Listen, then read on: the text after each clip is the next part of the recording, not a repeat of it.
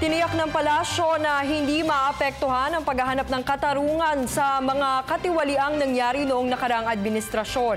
Ito ang pahayag ni Presidential Communications Secretary Sonny Coloma kaugnay sa inilabas na status quo anti-order ng Korte Suprema na pumipigil sa pagdinig ng 30 araw sa plunder case ni dating Pangulong Pampanga Representative Gloria Macapagal-Arroyo.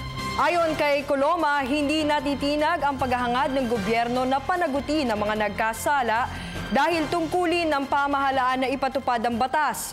Gayunpaman, iginiit ni Coloma na kung anuman ang magiging takbo ng usapin ay patuloy na itataguyod ng pamahalaan ang batas at katarungan.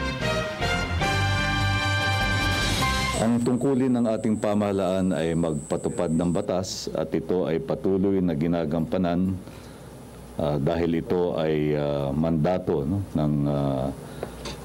mandato na dapat sundin. Kung anuman ang magiging development sa mga usapin ay patuloy pa ring itataguyod ng pamahalaan ang batas at ang katarungan.